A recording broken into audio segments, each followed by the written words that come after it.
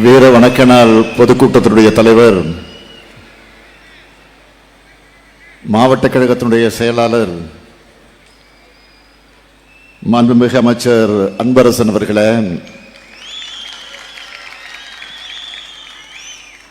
கழகத்தினுடைய பொருளாளர் திருப்பெரும்புதூர் நாடாளுமன்ற உறுப்பினர், மக்களவை குழுவுடைய தலைவர் அருமை சகோதரர் டி.ஆர். பாலு அவர்களே, காஞ்சிபுரம் நாடாளுமன்ற உறுப்பினர் செல்வம் அவர்களே, கழகத்தின் தீர்மான குழுவின் செயலாளர் அன்புக்குரிய வைத்திலிங்கம் அவர்களே, தாம்பரம் மாநகரத்தினுடைய செயலாளரும் சட்டமன்ற உறுப்பினருமான எஸ்.ஆர். ராஜா அவர்களே, சட்டமன்ற உறுப்பினர்கள் இ. கருணாநிதி அவர்களே, வரலட்சுமி மதுசூதன் அவர்களே, வணக்கத்திற்குரிய தாம்பரம் மேயர் வசந்தகுமாரி அவர்களே, துணை மேயர் காமராஜ் அவர்களே, தலைமை கழகத்தால் நியமிக்கப்பட்டிருக்கக்கூடிய தொகுதி பார்வையாளர்களே மற்றும் மாவட்ட, மாநகர, நகர பகுதி, ஒன்றிய, பேரூர், வார்டு கிளை கழகத்தினுடைய நிர்வாகிகளே, கழகத்தின் அனைத்து அணிகளை சார்ந்திருக்கக்கூடிய அமைப்பாளர்களே, துணை அமைப்பாளர்களே, இயக்கத்தினுடைய முன்னோடிகளே, கழக செயல் வீரர்களே, பெரியோர்களே, தாய்மார்களே, தொலைக்காட்சி பத்திரிகை ஊடக நண்பர்களே,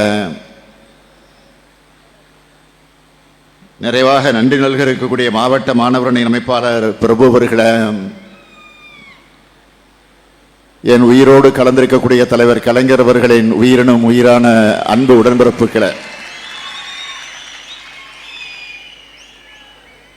உங்கள் அனைவருக்கும் என்னுடைய அன்பான வணக்கம்.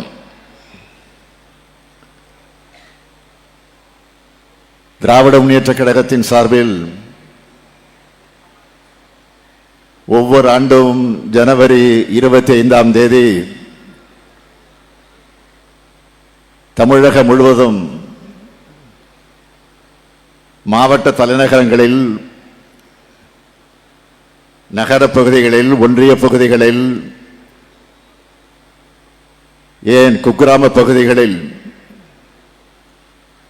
தொடர்ந்து இதுபோன்ற கூட்டங்களை, வீர வணக்க நாள் கூட்டங்களை, தமிழுக்காக உயிர் நீத்திருக்கக்கூடிய தியாக சீலர்களுக்கு வணக்கத்தை செலுத்துகிற வகையில் நாம் தொடர்ந்து நடத்தி வருகிறோம். அந்த வகையில் இன்றைக்கு காஞ்சிபுரம் மாவட்ட திராவிட முன்னேற்ற கழகத்தின் சார்பில் இந்த பல்லபுரத்தில் நடைபெற்றுக் கொண்டிருக்கக்கூடிய இந்த மாபெரும் பொதுக்கூட்டத்தில் உங்கள் அனைவரையும் சந்தித்து உரையாற்றக்கூடிய வாய்ப்பை பெற்றமைக்கு நான் பெருமைப்படுகிறேன், மகிழ்ச்சி அடைகிறேன். வாய்ப்பை ஏற்படுத்தி தந்திருக்கக்கூடிய மாவட்ட கழகத்திற்கும்,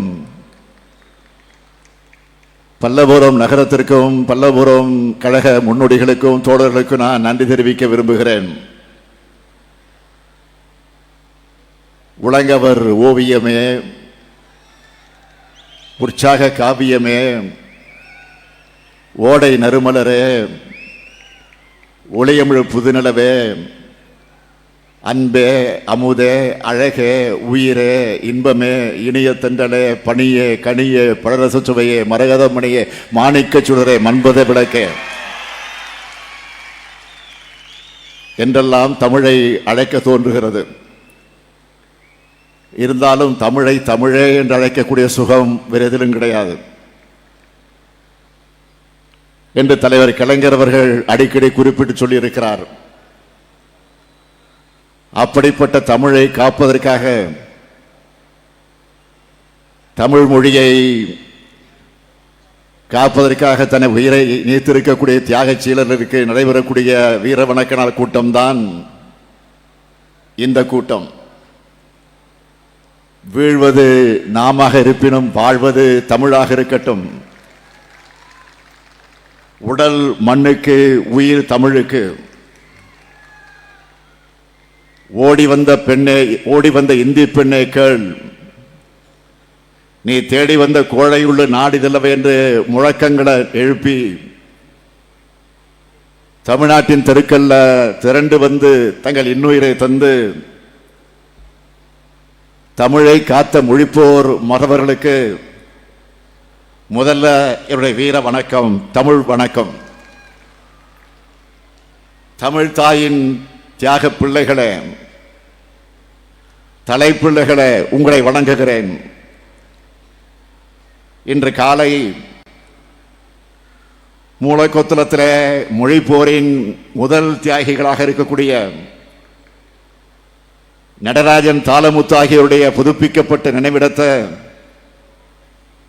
திறந்து வச்சு என்னுடைய வணக்கத்தை செலுத்திட்டு தான் இந்த கூட்டத்துக்கு வந்திருக்கிறேன். எழும்பூர்ல இருக்கக்கூடிய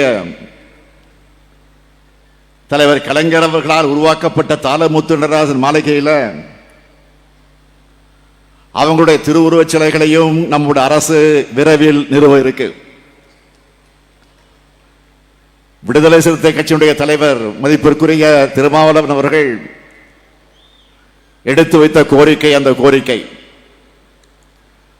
ஆக அந்த கோரிக்கை நிறைவேற்றக்கூடிய வகையில் விரைவில் அங்கு இருவருடைய சிலையும் நிறுவ இருக்கிறது என்பதை நான் இங்கு மகிழ்ச்சியோடு தெரிவித்துக் கொள்ள விரும்புகிறேன். கட்டாய இந்தியை எதிர்த்து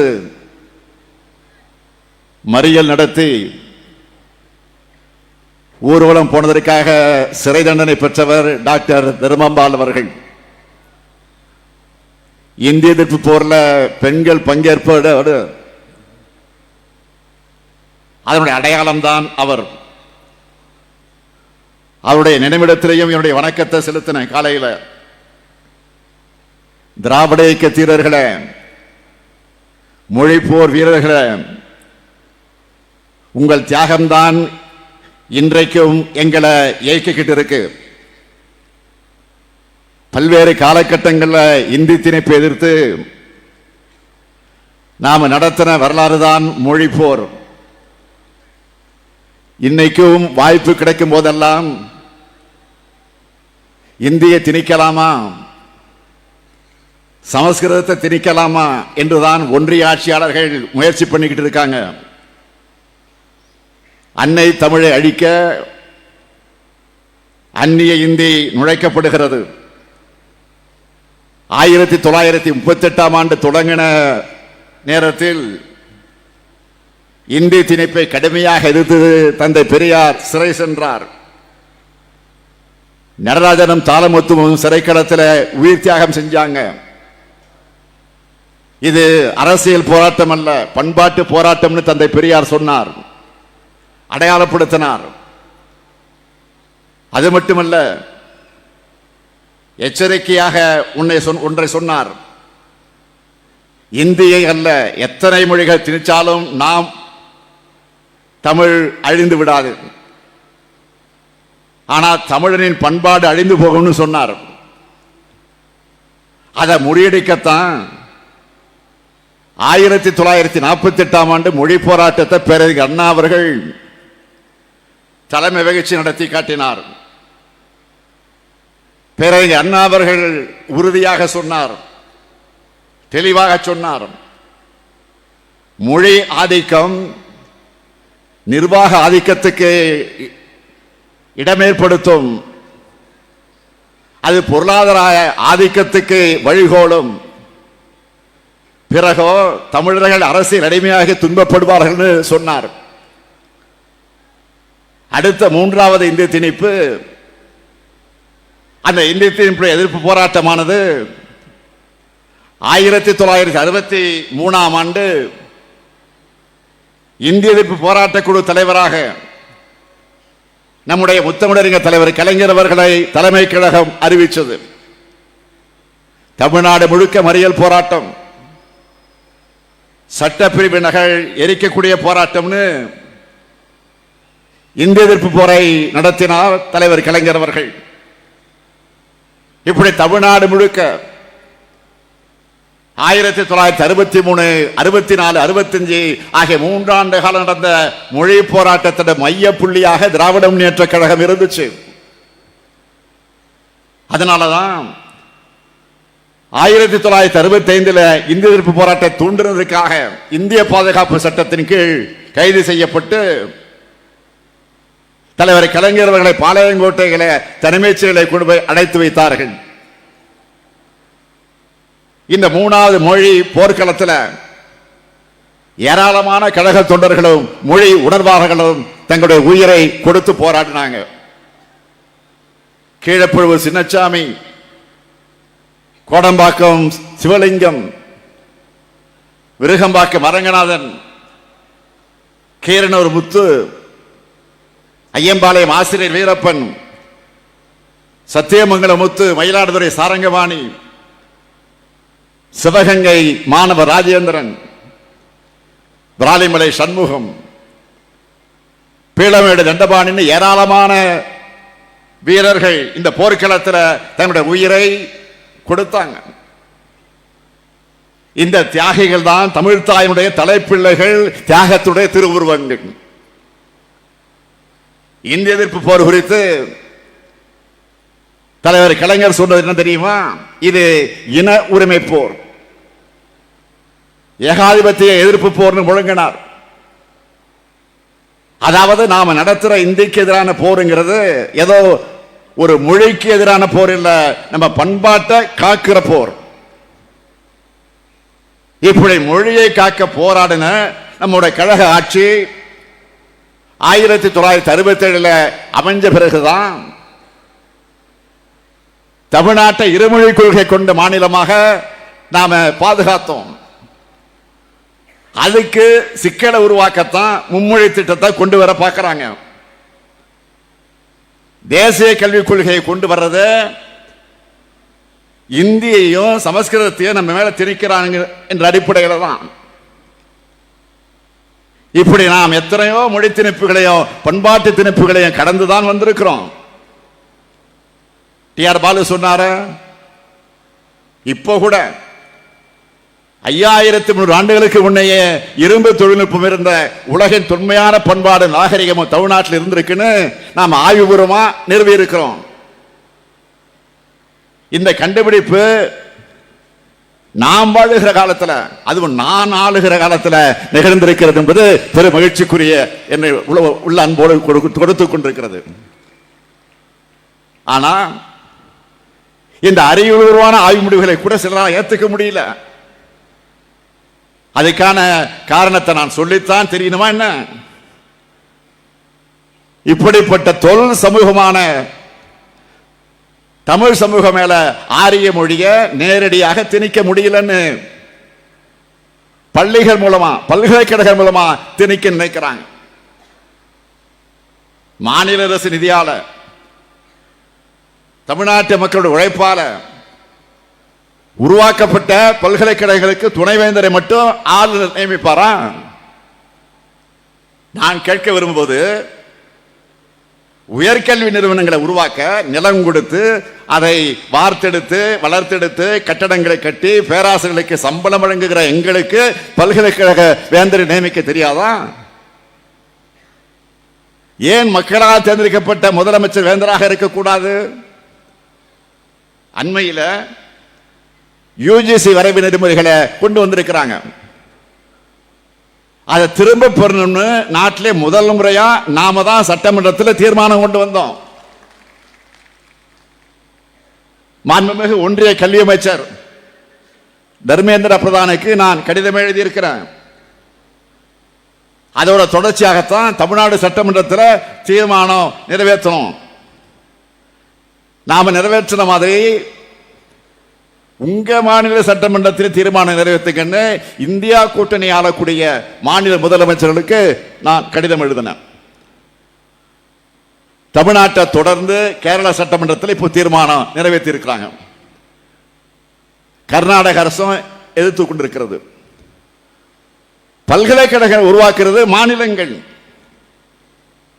அப்ப பல்கலைக்கழகங்கள் நிர்வகிக்கக்கூடிய வழிநடத்தக்கூடிய தலைமைக்கு அதிகாரம் மாநில அரசுகளுக்கு வேண்டாமா? அதாவது எதை செய்யணுமோ அதை செய்யாம எதை செய்யக்கூடாதோ அதையெல்லாம் செய்யுது ஒன்றிய அரசு. தமிழ்நாட்டுக்கு வர வேண்டிய இயற்கை பேரிடர் நிதிய நிவாரண நிதிய தர மறுக்கிறாங்க. பள்ளி கல்வித்துறைக்கு தர வேண்டிய நிதியை தர மறுக்கிறாங்க. புதிய சிறப்பு திட்டங்களை அறிவிக்க மறுக்கிறாங்க. ஒன்றிய நிதிநிலை அறிக்கையில தமிழ்நாடு என்ற பெயரே இல்லை. இப்படி சொல்லிக்கிட்டே போகலாம். இதையெல்லாம் செஞ்சிருக்கணும், ஆனா செய்யல. ஆனா எதை செய்யறாங்கன்னா இந்திய திணிப்பாங்க, சமஸ்கிருத பெயர்களை புகுத்துவாங்க, மாநில உரிமைகள்ல தலையிடுவாங்க, குடியுரிமை திருத்த சட்டம் கொண்டு வருவாங்க, நம்ம குழந்தைகளை பலி வாங்குவாங்க, அதற்காக நீட் நடத்துவாங்க, புதிய கல்விக் கொள்கையை புகுத்துவாங்க. இதுதான் பாஜக அரசினுடைய எதேச்சதிகாரம். ஒற்றை மதம் தான் இந்தியாவில் இருக்குன்னு பாஜக நினைக்குது. ஒற்றை மொழிதான் இருக்குன்னு நினைக்குது. இன்றைய தினம் அவங்க இந்தியனுடைய ஆதரவாளர்களா காமிச்சுக்கிறாங்க. ஆனா உண்மை என்ன? நான் எப்பவும் ஒன்னு சொல்லுவேன், பாஜகவை பொறுத்த வரைக்கும் எதுவுமே குறுகிய கால செயல் திட்டமாக இருக்காது, நீண்ட கால செயல் திட்டமாக தான் இருக்கும். அவங்க சமஸ்கிருதத்தினுடைய ஆதரவாளர்கள். நேரடியா சமஸ்கிருதத்தை சொன்னா கடுமையாக எதிர்ப்பு வரும்னு முதல்ல இந்திய சொல்றாங்க. இந்திய அரியணையில அமர வச்ச பிறகு அவங்க சமஸ்கிருதத்தை கையில் எடுப்பாங்க. முதல்ல இந்தி, பின்ன சமஸ்கிருதம். இதுதான் பாஜக கொள்கை. இன்னைக்கு நாம அடைஞ்சிருக்கக்கூடிய வளர்ச்சியை சாதாரணமாக அடைஞ்சிடல. சமூக நீதிக்காக 100 ஆண்டு காலம் போராடி இருக்கிறோம், உழைச்சிருக்கிறோம். பேரறிஞர் அண்ணா ஏற்படுத்தி தந்த அடித்தளத்திலிருந்து நவீன தமிழ்நாட்டை தலைவர் கலைஞர் உருவாக்கினார். நம்ம திராவிட மாடல் அரசு அனைத்து வகையிலும் தமிழ்நாட்டை மேல உயர்த்தி வருது. தமிழ்நாடு இந்திய நாட்டினுடைய 2வது பொருளாதார நாடாக மாநிலமாக இன்றைக்கு வளர்ந்திருக்கு. தேசிய மொத்த உள்நாட்டு உற்பத்தியில 5.4 விழுக்காடாக இருந்த தமிழ்நாட்டுடைய பங்கு கடந்த 4 ஆண்டுகள்ல 9.21 விழுக்காடாக உயர்ந்திருக்கு. பொருளாதார கொள்கை எல்லாத்திலையும் தமிழ்நாடு வளர்ச்சி எட்டி இருக்கு. மருத்துவம், கல்வி, சமூக நலன் ஆகியவற்றை மேம்படுத்துறதுல இந்தியாவுக்கே முன்னோடி மாநிலமாக இருக்கு. இந்தியாவுடைய வலிமை மிக்க விளையாட்டு மையமா தமிழ்நாடு வளர்ந்துருச்சு. இப்போ மக்களை தேடி மருத்துவ திட்டம் 2024 ஆண்டுக்கான ஐநா அமைப்பு விருதை பெற்றிருக்கோம். நாம தமிழ்நாட்டுடைய மக்கள் தொகையில 2.2 விழுக்காடு மக்கள் மட்டுமே ஏழைகளா இருக்கிறதாக குறிப்பிடப்பட்டிருக்கு. இது தேசிய சராசரியான 14.96 விழுக்காட்டை விட மிக மிக குறைவு. அடுத்த 2 ஆண்டுகள்ல வறுமையை முற்றிலுமாக ஒழிக்க முதலமைச்சரின் தாயுமானவர் திட்டத்தை அரசு தொடங்கி இருக்கு. தமிழ்நாடு அமைதியான மாநிலமாக இருக்கிற காரணத்தினாலதான் பணிபுரியும் பெண்கள் அதிகமாக இருக்கக்கூடிய மாநிலமாக தமிழ்நாடு இருக்கு. இந்திய நாட்டினுடைய மொத்த பெண் தொழில் பணியாளர்கள் 41 விழுக்காடு பெண்கள் தமிழ்நாட்டில் தான் இருக்காங்க. கடந்த 3 ஆண்டுகள்ல 10 லட்சம் கோடி ரூபாய்க்கு மேல தனியார் முதலீட்டு திட்டங்களை கொண்டு வந்து உறுதி செஞ்சிருக்கிறோம். இப்படி வானோக்கி வளர்ந்து வருகிறது தமிழ்நாடு. இந்த வளர்ச்சியை பல்வேறு ஆன்மீக சக்திகள் விரும்பல. இந்த வளர்ச்சியை தடுக்க மாநில சுயாட்சியை சிதைக்கிறாங்க, கூட்டாட்சிக்கு வேட்டு வைக்கிறாங்க, இந்தி மொழிய எல்லா இடத்திலையும் ஆதிக்க மனப்பான்மையோடு திணிக்கிறாங்க, நிதியை தர மறுக்கிறாங்க. மொத்தத்தில் தமிழ்நாட்டின் மீது அரசியல், பொருளாதார, சமூக பண்பாட்டு படையெடுப்ப ஒன்றிய பாஜக அரசு நடத்திட்டு இருக்கு. அதுக்கு எதிராக திராவிட முன்னேற்ற கழகம் எந்த மிரட்டலுக்கும் அஞ்சாம போராடிக்கிட்டு இருக்கு. அதனாலதான் சொல்றேன், மொழிப்போர் இன்னும் முடியல, இன்னும் தொடர்ந்துட்டு தான் இருக்கு. எப்படி சொல்றேன்னா, ஒன்றிய அரசு பணிகளுக்கு இந்தி தெரியும்னு சொல்றது. பொதிகை தொலைக்காட்சி நிலையத்தில் இந்தி மாதம் கொண்டாடப்படுகிறது. அங்க தமிழ் தாய் வாழ்த்துல திராவிட நல் திருநாடும் என்று சொல்ல தவிர்த்துட்டு பாடுறாங்க. நம்ம நாடாளுமன்ற உறுப்பினர் அனுப்பக்கூடிய கடிதங்களுக்கெல்லாம் இந்தியில பதில் அனுப்பப்படுகிறது.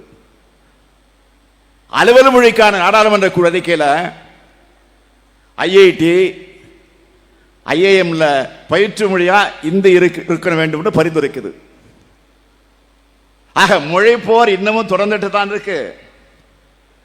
மொழி சிதைந்தால் இனம் சிதையும், இனம் சிதைந்தால் நம்ம பண்பாடே சிதைஞ்சிடும், பண்பாடு சிதைந்தால் நம்முடைய அடையாளம் போயிடும், அடையாளம் போனா தமிழன் என்று சொல்லிக் கொள்ளக்கூடிய தகுதியை இழந்துடுவோம். தமிழன் என்ற தகுதியை இழந்தா நாம வாழ்ந்து பயனில்லை. எனவே மொழியையும் இனத்தையும் நாட்டையும் காக்க வேண்டும். இந்த மூன்றையும் காக்கும் கழகத்தை காக்க வேண்டும். கழகம் உருவாக்கிய ஆட்சியை காக்க வேண்டும். அன்னைக்கு மாணவர்களும் இளைஞர்களும் இணைந்து தமிழை காத்தாங்க. இன்னைக்கு அந்த மொழிப்போர் தியாகிகளுக்கு வீர வணக்கம் செலுத்துகிற இந்த மேடையிலிருந்து ஒரு முக்கியமான அறிவிப்பை நான் வெளியிட விரும்புகிறேன். இன்னைக்கு நம்ம பல்கலைக்கழகங்களை மாநில அரசு கிட்ட இருந்து பறிக்கக்கூடிய ஆபத்தை முறியடிக்க நம்ம கழகத்தின் மாணவரணியின் சார்பில் தலைநகர் டெல்லியில நாடாளுமன்ற உறுப்பினரோடு சேர்ந்து மாபெரும் போராட்டம் நடைபெறும். அன்னைக்கு மொழி போர ஈடுபட்டு இந்தி பேசாத மாநிலங்களுடைய மொழிகள் எல்லாம் காப்பாற்றணும். இன்னைக்கு கல்வி உரிமை போரில் ஈடுபட்டு இந்தியாவில் இருக்கக்கூடிய எல்லா மாநிலங்களுடைய கல்வி உரிமையும் காக்க கழக மாணவரணியினர் முன்கள வீரர்களாக டெல்லியிலே திரளுவாங்க. கல்வி உரிமையும் மாநில உரிமையும் காப்போம். வரும் 2026ஆம் ஆண்டு நடக்க இருக்கக்கூடிய சட்டமன்ற தேர்தலில் கொள்கைவாதிகளாக இருக்கக்கூடிய நமக்கும் கொத்தடிமை கூட்டமாக இருக்கக்கூடிய அதிமுகவுக்கும் நடக்கிற தேர்தல் மறந்துடாதீங்க. தமிழ்நாட்டை எல்லா வகையிலும் முன்னேற்றக்கூடிய திமுகவுக்கும் தமிழ்நாட்டை எல்லா வகையிலும் அடமானம் வச்ச அதிமுகவுக்கும் நடக்கிற தேர்தல் தான். 2019 முதல் நடந்திருக்கக்கூடிய எல்லா தேர்தலையும் தொடர்ச்சியா வென்று இருக்கிறோம். கலைஞர் நம்மை விட்டு பிரிந்ததற்கு பிறகு நாம் சந்தித்திருக்கக்கூடிய அனைத்து தேர்தலையும் வெற்றி பெற்று கலைஞருக்கு நாம் புகழ் சேர்த்துக் கொண்டிருக்கிறோம், மறந்துடாதீங்க. இது தொடரும், உறுதியா சொல்றேன். தொடர்ந்து நான் ஒவ்வொரு மாவட்டமாக சுற்றுப்பயணத்தை மேற்கொண்டு அங்கே சந்திக்கக்கூடிய மக்களுடைய உணர்வுகளை, முகங்களை எல்லாம் பார்த்து விட்டு சொல்லுகிறேன், 2026 தேர்தலையும் நாம் தான் வெல்வோம். 7வது முறையும் ஆட்சி அமைத்து ஏற்றம் காண்போம் என்ற அந்த உறுதியை மொழிப்போர் மறவர்களுக்கு வீரம் வணக்கம் செலுத்தக்கூடிய இந்த நேரத்தில் உறுதியேற்போம், உறுதியேற்போம், உறுதியேற்போம். நன்றி, வணக்கம்.